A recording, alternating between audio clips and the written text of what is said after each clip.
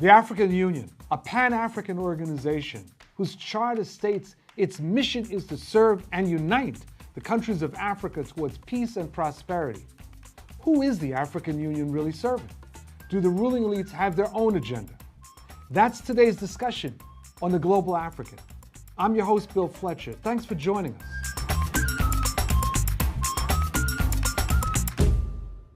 The African Union, which originated from the Organization of African Unity, the latter having been established in May 1963 in Addis Ababa, Ethiopia, by 37 independent African countries. The OAU's creation was seen as an expression of Pan-Africanism, born out of a time we now call the New Scramble for Africa. The OAU saw their mission as being to promote unity and cohesion among the newly independent African states, to advance their economic and social development, and most importantly, to facilitate the liberation of those countries still under colonial or white minority rule. South Africa became the 53rd and last nation to join the OAU after electing a new democratic government in 1994 and overthrowing apartheid. The OAU officially disbanded in July 2002 and was replaced by the African Union. The African Union consists of 54 member states, and at its helm is Mohamed Ould Abdel Aziz, also the president of Mauritania. Although the AU's mission and charter is to unite Africa, eradicate poverty, and promote political and social integration of the continent, it more often than not follows the lead of the United States and is enmeshed in global finance and multinational corporations. Its response to the Ebola crisis has been largely slow and ineffective, letting the U.S. take the lead, militarizing the effort using Afrikaans. Later in the show, we will be joined by Dr. Zachariah Mampili, Director of Africana Studies at Vassar College. Joining us to discuss the African Union in the studio is Dr. Nyaka Lagoke, a specialist on African political affairs, development, and Pan-Africanism. Originally from the Côte d'Ivoire, he's a professor in Spanish and Spanish literature and civilization at the University of District of Columbia and a professor of African history at Montgomery College. He founded the Revival of Pan-Africanism Forum, a public forum which engages a permanent conversation on Africa from a Pan-African perspective. Dr. Lagoke, thank you for joining us. Well, thank you very much for giving me this opportunity. It's a privilege and honor to be in your presence for the great work you're doing. Thank you very much. The African Union, when it was first formed, there was on the continent and here a great deal of excitement, but it's unclear what direction is it moving. Is it taking the continent towards unity, or is there another agenda? Yeah, it is a difficult question. Yes, when the African Union was created, there was a lot of excitement, and because of the transformation, there were some new organs that were created, the Peace and Security Council and the African Parliament and many others. But what I can say is that the African Union is the reflection of the state of Africa. In what sense? In the sense that Africa represents 2% of the world economy, in the sense that there is no strong unity and a continental vision of the development of Africa, despite everything that we heard about NEPAD, and in the sense that many African countries, to talk about those Francophone countries, they are still in a neo-colonial pact with France, a former colonial master. As you know, when those African countries they export, like 50% of the money has to be deposited in the French public treasury. That's the reality of Africa. And then on the international scene, England, France, many other colonial masters, former colonial masters are the ones that represent Africa on the international scene, even though they may be given the opportunity to come at the UN General Assembly to give some speeches. For instance, in the case of Ivory Coast, when there was a crisis, the resolutions were drafted on Ivory Coast at the UN by France. So he can give you an idea about the difficulties that the leadership of the African Union is encountering in dealing with some international or domestic or continental issues. But why would the African Union tolerate letting France draft the resolutions? It is the global geopolitics. When African countries became independent in the 60s, you will know that in the case of France, France decided to grant independence to those respective African countries after the leaders signed some agreement. For instance, what is under the soil of Africa, those raw materials, according to those agreements, the primary country with which they have to do any kind of trade in the case of Francophone countries has to be France. So this is the environment. So if you do not fall in line and then you want to come with your own voice, then it becomes difficult. You can have the fate of Sylvanus Olympio in Togo, who wanted to create his own currency. You can have the fate of Patrice Lumumba in Congo. You can have the fate of Kwame Nkrumah, who was overthrown, the fate of Nelson Mandela, who was in prison because they said he was a terrorist, and you can have the fate of all those people, the leaders, who had a tragic fate. How do you assess the role that the late President Gaddafi played in connection with the African Union? I mean, he was one of the prime movers in initiating it, but at the same time, this was the person who advocated splitting Nigeria.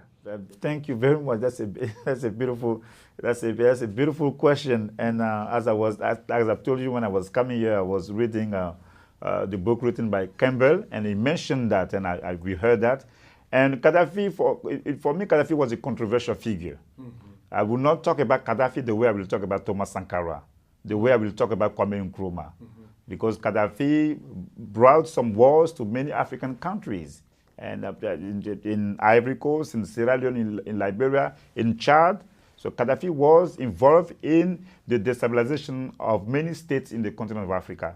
But on the other hand, he promoted the Pan-African vision, and in CERT in 1999, he was the one who advocated the transformation of the OAU to the African Union, and he promoted the Pan-African vision. Again, as he was doing that, he asked for this, the division of Nigeria between Christian and Muslim. Mm-hmm. So, but having said that, I oppose the way he was treated by the West, and I think that bombing Libya or bombing Ivory Coast in order to remove Gaddafi and to kill Gaddafi, I think that it was uncalled for. And as I join people like you, to oppose, the NATO bombing of Libya. Now, let's focus on this issue of Libya and the African Union. So, the African Union opposed the intervention, foreign intervention, yet there were two problems. One was, or questions. Was the African Union paying sufficient attention to the internal situation in Libya, one? And second, why did their position essentially get ignored by NATO? Great questions again. Yes, I won't say that they were paying attention because each African country has its own internal problems. And I don't think that the president of a country will expect his colleague to come and get involved in the internal affairs of his country. But I know when there was the uprising in Benghazi, the African Union tried to propose a political situation in Libya, and they did the same thing in Ivory Coast. But to come to the second question, the answer goes back to my first answer, is that whatever role the African Union plays on the international scene is the reflection of the state of weakness of the continent of Africa. They may try to find their own voice, but again, on the international scene, when the West has decided something, what can the African leaders do? And then I remember that Zuma wanted to go to Libya again for the first trip. He went for the first time, and when he wanted to go back to meet Gaddafi, I think he has to cancel his trip because Sarkozy told him that they could not protect him because they already adopted that the no-fly zone that they were going to shut down any plane that was going to be like in the sky of Libya. So this is the environment. So let me ask you a very direct question. Do you think Africa can unite? It's been the dream of so many of us on the continent and in the rest of the African world. Can it unite, and is the African Union a vehicle towards such unity? The African Union is playing its role. It could have played a better role, but by organizing some conferences, by using the word Pan-Africanism, by creating the environment for people to work on some project, for instance, the Comprehensive Africa Development Agricultural Program, the CAADP, and then by doing all those projects, there are some people who are thinking about, on the theoretical level, but producing the knowledge that people can use to try and implement a public policy of unification of the continent of Africa, maybe in 10 years and 20 years. This is what they've been doing, and then we have to acknowledge that. We have to commend them for that. But on the other side, yes, Africa is going to be united. And we have to know, and when I talk about the unity of Africa, this is what I say. In 1922, with the Soviet Union, in the beginning there were 4 states. The European Union, in the aftermath of World War II, there were 3 states that came together, and they started the process of the unification of the European Union. In 1776, here in the U.S., the independence, upon the independence of the 13 colonies, there were 13 in the beginning, and gradually they became 50 states. Yes, Africa can be united, but it has to start somewhere. What about the African Union's relationship to the diasporas? And I use the plural because I was struck when the African Union began talking about a 6th region. And that region, as they initially described it, was the diaspora. And many of us, many African Americans, those that are descendants of those, the populations brought here in slavery, assumed that they were talking about us. And we were excited about that, only to find out they weren't talking about us. They were talking about African migrants. Oh, do you think they were talking about African migrants? They were talking about African migrants. But guess what? What? I can see that when it comes to the diaspora, they are not doing the right thing. And so they're not doing anything with us either, because Melvin Foote is closer to the ambassador of the African Union in Washington, D.C. She's closer to him than I am, for instance. And then, but I'm glad, but I wish you could engage the diaspora regardless of our origin, because in the end, we are one. When we talk about diaspora, and we talk about the global African diaspora, you talk about the unity of Africa, you see people as one. But maybe they're not doing what they're supposed to do. And but this is what I suggest to us. I think that if they are not doing what they're supposed to do, it is also our responsibility. We are not playing the role we should be playing. If there was, for instance, a strong movement of the diaspora with African migrants and African Americans and Afro-Caribbean in Washington, D.C. or in the U.S., and they see us as a force, because don't forget, the leaders of the African Union are politicians. If they don't think that there is something they can get in the interaction with you, they won't do it. They're not going to be driven by a deal, you see what I'm saying, right, or by a humanitarian cause. I've often wondered whether the failure to actually engage the diaspora was also driven by a fear of the United States and perhaps a fear of some of the Western European countries. Because think back, one of the things that you see historically among African Americans has been an attempt to connect our situation here with that in the Caribbean, Latin America, and increasingly now with Latin America. And Malcolm X, as you may remember, went to the continent in '64 and was looking to get the support of African countries for the African American freedom struggle. And there was reluctance among many countries to speak out on that situation. So I'm wondering, and hopefully not being cynical, but I am wondering whether part of the ambiguity that we're getting from the AU is political, that they are really reluctant to push this issue of the diaspora. Yeah, I agree.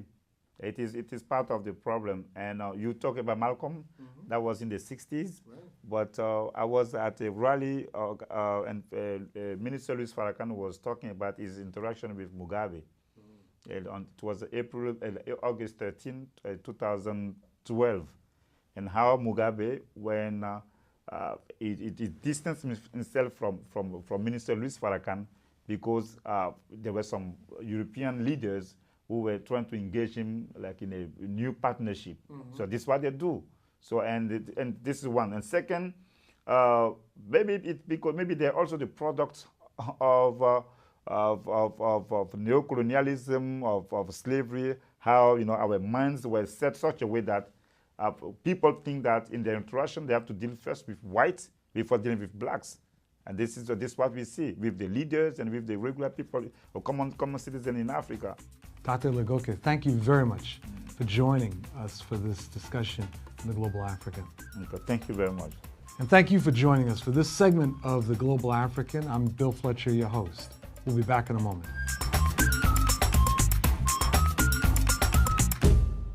We're joined by Dr. Zachariah Mampeli. Dr. Mampeli is a director of the Africana Studies program and an associate professor of political science at Vassar College. He's the author of Rebel Rulers, Insurgent Governance and Civilian Life During War, and the forthcoming Africa Uprising, Popular Protest and Political Change. Dr. Mampeli, thank you for joining us. Thank you for having me. Let's go straight to this question about where is the African Union? What's the trajectory it's going on, particularly in light of the origins and the excitement throughout the African world, but now what feels like some level of ambiguity? Sure. I think if we want to understand the trajectory of the African Union at this point, it's important to understand why it was created in the first place. And that was largely to rectify what were perceived as a number of shortcomings of its predecessor, the Organization for African Unity. Specifically, if you remember the origins of the OAU, there's long been a debate about whether it should push for an immediate political union of the African continent or take a more cautious and slow approach. And after several decades, 4 decades of attempting this slower approach, largely through the sort of push of Libya's Gaddafi, there was an attempt to try to re-strengthen the African Union as a replacement for the OAU. On that measure, the initial goal set out for the OAU was actually for the AU was to recapture some of the initial excitement that surrounded the independence of African states, specifically the idea that you could create a Pan-African body that would lead to the full integration politically and economically of all African states.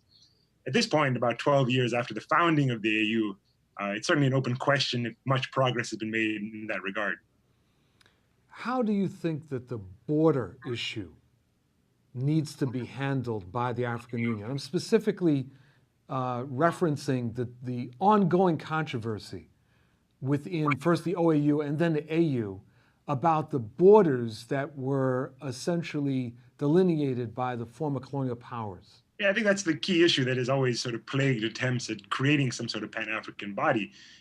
At the end of the day, the key body both within both the OAU and within the AU currently has been a gathering of heads of state, right? The so-called assembly, which is comprised of all the different 54 heads of state in Africa today. And at the end of the day, all of these leaders have their power due to the specific national boundaries that put them in that position in the first place. And most of them are unwilling to cede any of that power to this broader continental body.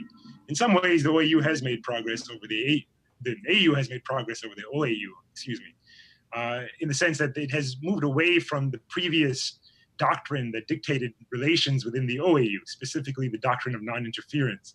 The AU also did something very different from the OAU, which is that it initially announced that there was going to be a sixth region, which was the diaspora, and but it turned out that by diaspora, they at least initially meant African migrants, not so much people of African descent who had been ripped away from the continent and brought to the Western Hemisphere. How do you assess that? And do you believe that the leadership of the African Union gets this issue about the diaspora from the period of slavery? I think there's some ambiguity on that point. I think if you look at the actual language that is present in the AU Charter, it does take a much broader scope in terms of understanding who constitutes the African diaspora. It suggests that anybody of African heritage, regardless of where they live and what citizenship they hold, would constitute the diaspora. In practice, as you point out, I think that there's a much more limited understanding of who actually constitutes the African diaspora.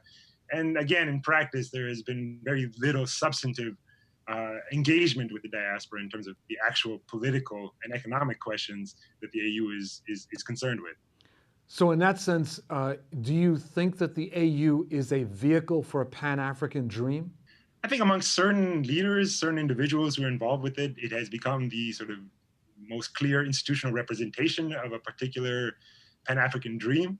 It is certainly questionable now with the sort of death of Gaddafi, whether there's any single figure within the AU structure who continues to push for such a vision. Gaddafi was many things, certainly controversial along many dimensions, but he certainly later in his life really thought that the AU could be the institutional space in which a type of Pan-African dream would be realized. At this point, there's nobody who's really picked up that charge, and there doesn't seem to be as strong an emphasis on using the AU as a vehicle for Pan-African aspirations.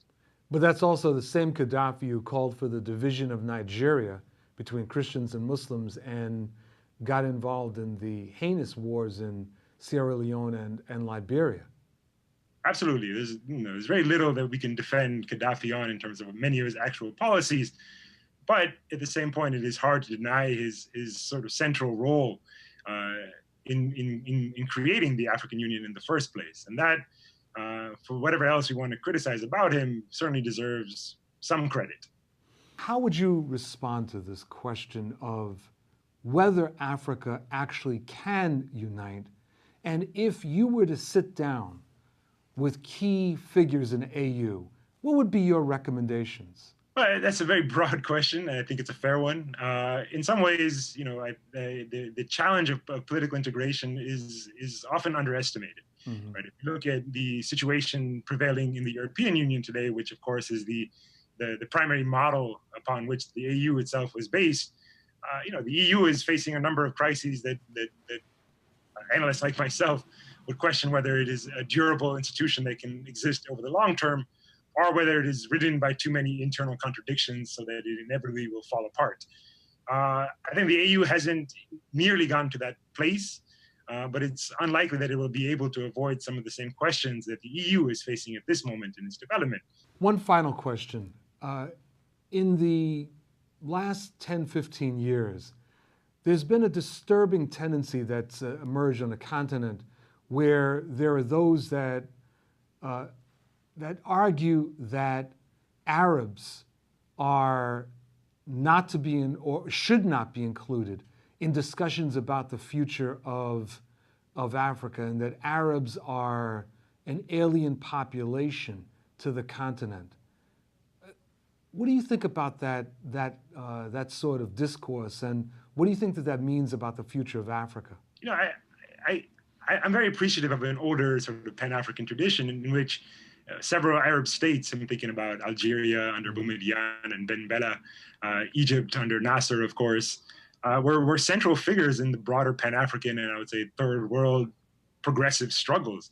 And so I think it's very short-sighted if we start to exclude the varying peoples of Africa and assume that there is some sort of essential way to be an African. And so any attempt to sort of disentangle the Arab from the African, I think, is an impossible approach. And I think that any long-term viable Pan-African strategy must include an embrace not only of the Arabs of North Africa, but also of all the other peoples who have come and found a place in the African context. This does not mean to sort of ignore the long-standing tensions that may prevail between Africans or so-called Africans and Arabs in varying contexts across Africa, but to suggest that if we really are serious about a Pan-African approach, it cannot be based on the exclusion of any of Africa's peoples, including the Arabs. Dr. Mampili, thank you very much for spending this time with us on The Global African. Thank you very much for having me. And thank you for joining us for this episode of The Global African. I'm Bill Fletcher, your host, and we'll see you next time. Thanks a lot.